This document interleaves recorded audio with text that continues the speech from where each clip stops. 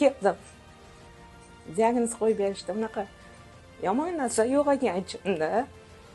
Alhamdulillah hammasi yaxshi ekan. Endi ozgina lecheniya olishim kerak. Birinchi lecheniya oldim.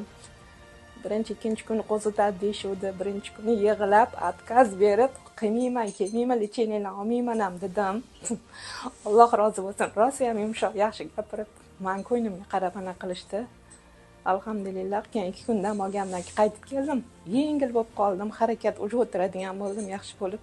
O'zim ham yengil bo'lib qoldim. Ichimda ishonchim juda ham anaqa katta. Eng kerakli tabiiy yo'l bilan hammasi davolasa bo'lar ekan, biz har xil anaqalar bilan o'zimiz bilmagan holda va oxirigacha shunaqa bo'lish kerak ekan deb o'ylab yurardik. Shunaqa ishonch bilan anaqa qildilar. Nargiza ham baraka topsin, Alloh rozi bo'lsin. Dada umringni oxirigacha lecheniya olasan deyishgandan keyin, sizlar banda, sizlar Alloh aytgani buyuradi dedim-da, keyin bormadim. Mana Allohim shunaqa Xudodan so'radim, o'zimizdan Toshkentdan qo'ymasa, Toshkentdan lecheniya bergin desa, Allohim shu deb o'zimdan chiqartirdi deb.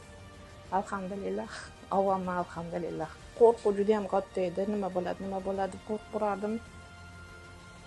Faqat onkologiya bilan davolandim. Boshqa doktorga bormaganman, chunki borsam hammasi onkologiyaga taqagani uchun o'sha doktorlarga bormay qo'yganman. Faqat nur, kimyo, immunoterapiya